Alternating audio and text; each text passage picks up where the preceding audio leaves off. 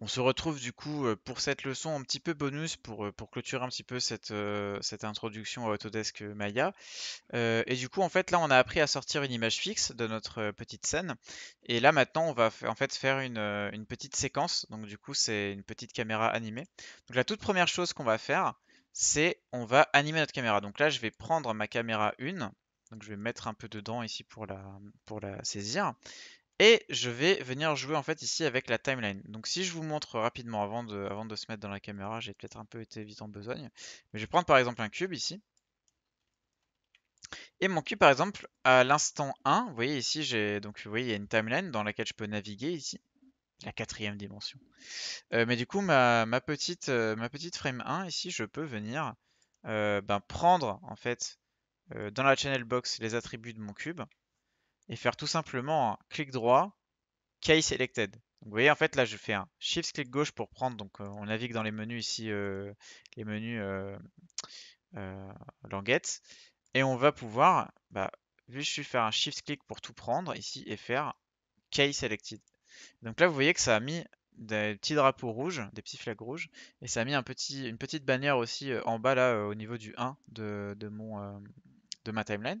Et donc, par exemple, je vais avancer dans le temps, par exemple de 120 frames. Donc, en 3D ou en animation, quand on parle d'une frame, en fait, c'est un instant parce qu'on peut pas compter, par exemple, en secondes ou quoi, parce qu'en gros, les images viennent les unes après les autres et on les compte en fait de la sorte. Donc, instant 1, c'est image 1, image 2, image 3, image 4, image 5. Et du coup, image par image, on vient faire les animations.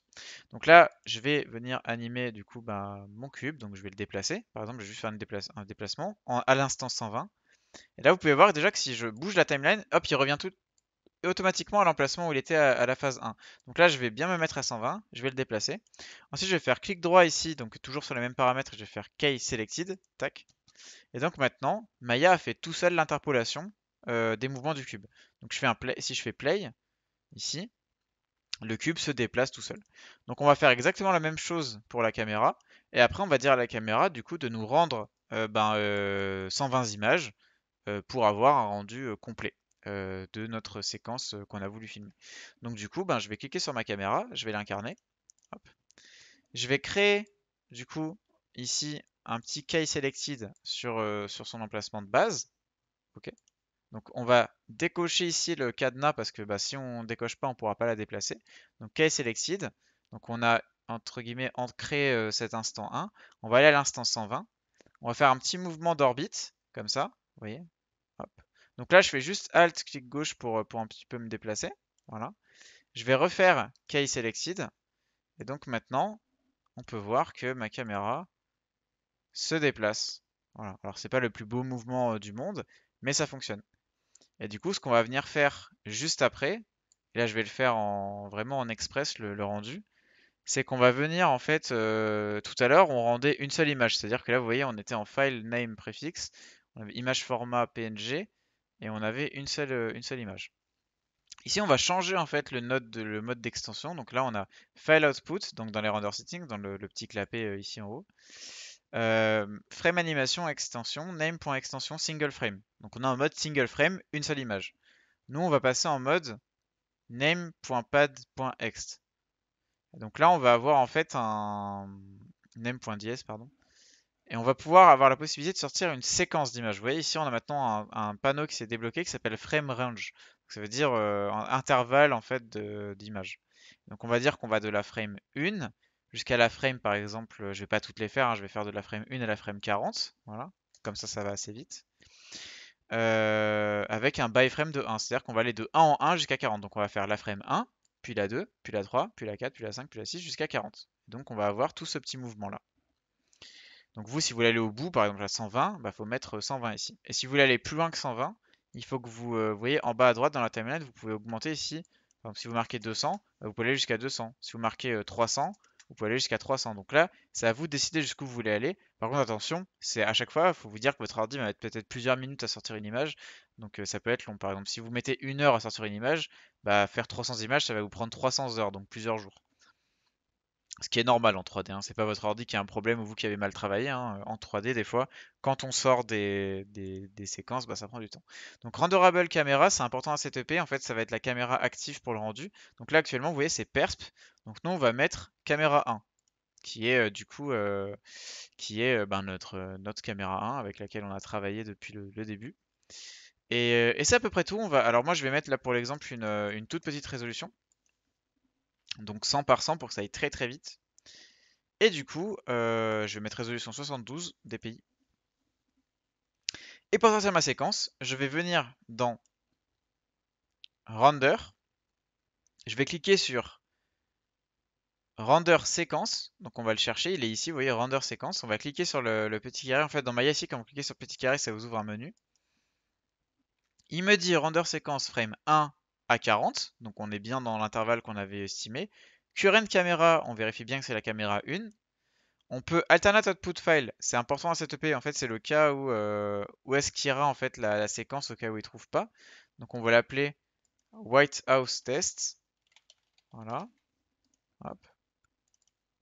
Select. Et on va juste faire render séquence. Donc vous allez voir. Alors on peut s'ouvrir la petite fenêtre ici de script editor pour voir un peu ce qui va se passer dedans. Donc on l'a jamais ouvert cette petite fenêtre, mais en gros c'est un récapitulatif de toutes les actions qu'on fait dans la scène. Et on va lancer render séquence. Et donc, Maya ouvre l'image, et là vous voyez, il rend les images une par une en fait. Il les fait les unes après les autres successivement.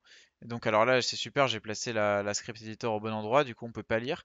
En fait à chaque fois là il est en train d'écrire qui rend la frame, et qu'après il l'écrit avec le dossier. Vous voyez, il écrit le dossier dans lequel il la rend. Donc là il écrit genre C/user/alchemist, etc., etc. Donc du coup on attend, on peut voir en bas que si on surveille, là il est à la frame 29. Donc on est presque arrivé à 40, c'est presque terminé. Donc on va le laisser finir. Donc là, on a nos images qui sont été du coup jusqu'à la frame 40. On peut lire on peut lire l'emplacement où il les a écrites. Donc là, vous pouvez aller les chercher. Oui, elles sont completed. Donc c'est terminé. Elles sont toutes renommées correctement. Donc la nomenclature ici, le nom des frames, dépend en fait de ce qu'on a choisi tout à l'heure quand on a setupé le frame animation ext là. Vous voyez, si j'avais mis name.ext, enfin dièse, bah du coup elle se serait appelée whitehouse .png genre 0039 et pas l'inverse. Donc là c'est à vous de voir, moi je préfère avoir l'extension en fin de fichier, enfin en fin de nom, ça me paraît plus logique. Et donc du coup là-bas on va aller la chercher, hein. On va aller ici dans les documents, hop, je vais aller hors écran juste pour faire ça. Mais du coup Maya, projet, donc là je suis dans le Maya, projet défaut, image, et donc normalement vous voyez là on a White House Test, et on a nos petites images qui sont les unes à la suite des autres. Donc on peut refaire en fait un film à partir de ça, en les remontant par exemple dans... Ça s'importe par exemple en étant en séquence. Vous pouvez importer cette séquence dans Sony Vegas, dans Adobe Premiere, dans Adobe After Effects. Voilà, c'est à vous de voir. Donc je vous incite aussi peut-être à aller voir d'autres formations ou d'autres tutos pour justement apprendre à faire ça. C'est très pratique quand vous êtes artiste 3D. Mais du coup, bah là, vous voyez que successivement, bon, c'est en tout petit, hein, on a vraiment fait un rendu tout mini, mais ça bouge. Ça bouge et puis on suit en fait les mouvements de la caméra. Donc voilà, c'est à peu près tout pour cette. Bon, j'ai essayé de le faire en direct, hein, le rendu, c'est pour ça que j'ai mis du 100 par 100. Mais ben oui, vous, quand vous faites votre image finale, faites des bonnes résolutions pour que ce soit naturellement lisible et que ce soit joli. Et ben voilà, c'était la fin de cette leçon bonus. Et du coup, on va se retrouver, je pense, avec la conclusion de ce tuto de découverte de Autodesk Maya.